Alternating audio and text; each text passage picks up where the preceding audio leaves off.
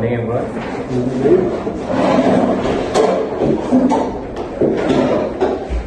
Thank you for being punctual. This meeting is officially called to order at 10 a.m.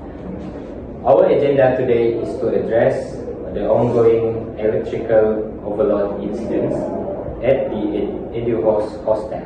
We will be reviewing the root cause, assessing safety implications, evaluating the proposed corrective measures, and finalizing budget approvals for the solution. We also have our colleagues from the EDU host facilities, Mr. Azim, Mr. Alfred, Mr. Rafizal, and Mr. Secretus. Welcome, gentlemen. Let's begin with a quick record of attendance. Secretary, please proceed. Attendance duly noted, Mr. Chairman. All 10 members present, 6 on-site and 4 joining online. Meeting material have been distributed via email prior to the session. With that, I hand the floor back to the Chair. Thank you. To start, I will invite our electrical engineer, Mr. Islam, to present the technical findings from the site assessment. Thank you, Mr. Chairman. Our inspection covered the main distribution board and 5 sub-circuits in Block C of the hostel. We discovered multiple instances of phase imbalance where phase A carried up to 38 ampere more load compared to phase B and C.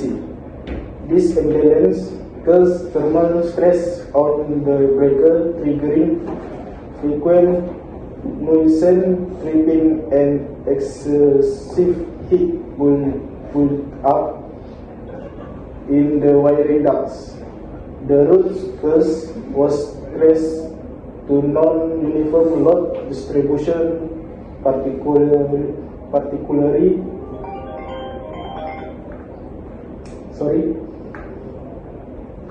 You may continue. Particularly air condition and water heater. Water heater being installed without phase allocation relief. Alright, I see. Thank you, engineer. Let's hear from the load specialist, Mr. Rahman, to further elaborate on your data. Yes, sir. Based on the data loggers we placed last week, peak load reached 97% of the MCB's rated capacity between 8 p.m. and 11 p.m.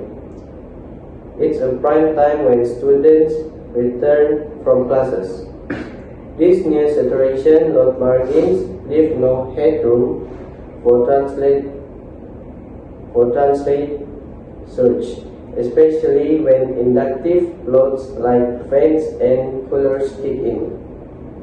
I recommend redistributing high demand circuits and introducing smart release limiters that automatically cut off when the total demand crosses threshold. This system can also record consumption digitally for easier load management. Okay, excellent input. Let's get the maintenance perspective next. Mr. Alfred, from EDU host facilities, could you brief us on ground situation? Thank you, Mr. Chairman. From the maintenance sites, we've dealt with at least 7 breaker trips in the last 2 weeks. One of our technicians even suffered a minor shock while resetting a live NCB due to residual heat. We have temporarily staged usage by manually switching off certain water heaters, but that's not sustainable. We really need an automated solutions before peak semester start again. Understood. Safety is paramount. Mr. Aaron, as our safety compliance officer, could you address the risks we are facing here? Certainly, based on what's presented, the current system violates MSIEC 60364 standards on permissible conductor, temperature, and envelope protection. The absence of automatic foul isolate increased fire hazard probability by 16%, especially in confined hostel panel. Before any load distribution, we must ensure proper installation, testing RCD, sensitive check, and thermal imaging verification and rebalancing. Right. Thank you. Those are serious considerations. Let's hear from the management representative, Mr. Azim, joining us online. Thank you, Mr. Chairman. We fully acknowledge the urgency, but we must also consider the budget constraint for this quarter. EduHost maintenance allocation has already been committed for other renovation. Before approving new installation, we'll need a clear cost-benefit comparison between full rewiring versus space mat relay deployment. Noted. Mr. Rafizal, as a procurement officer, could you comment on the sourcing and timeline aspects? Yes, Mr. Chairman. Smart relay unit and thermal monitoring sensor are available from our registered supplier. Estimate cost is 11,500 for full installation with delivery in 10 working days. However, I need technical specification from Polytech to proceed with a proper quotation. Understood, Mr. Rafizal. I prepared the schematic layout and load balancing matrix by end of day, including rate current value for each circuit. This will ensure compatibility with the relay model proposed. If I may add, the students have reported frequent power interruptions, especially in the study lodge. It's affecting both productivity and electronic device safety. While the technical and cost concerns are valid, we hope the implementation can happen with minimal blackout time. That's a fair point. We can test the installation block by block, ensuring one circuit remains active at all times. That way, downtime will be reduced to less than 30 minutes per zone.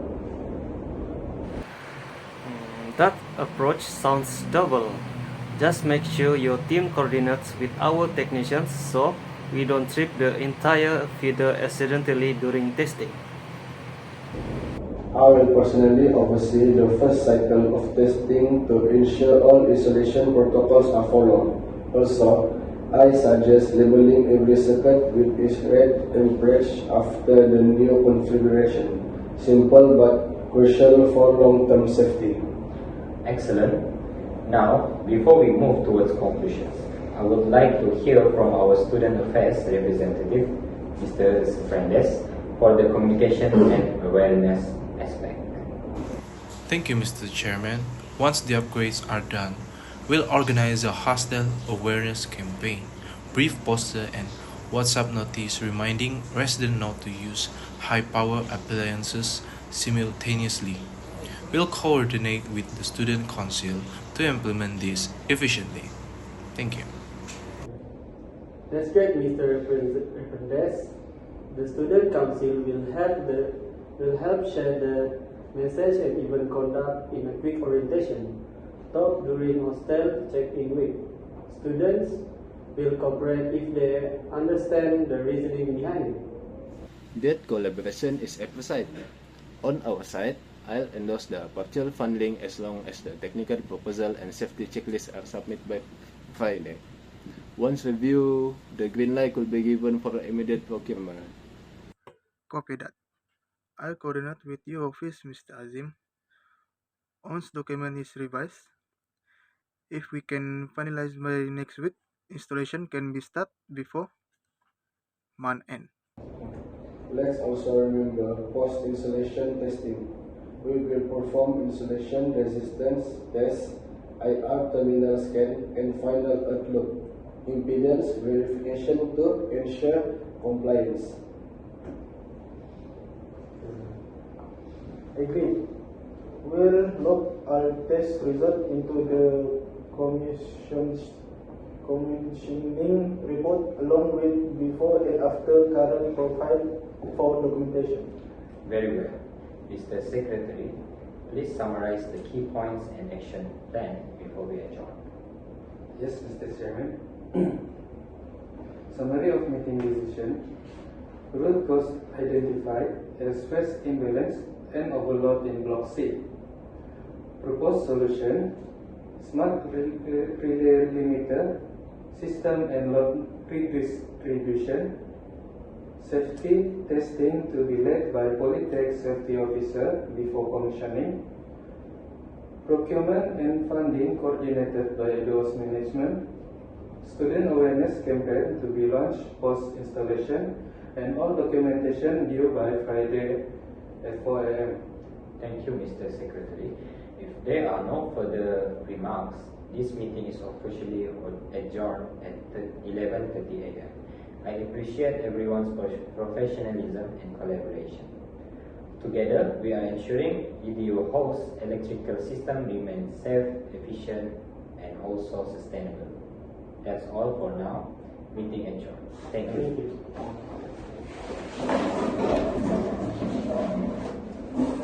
you.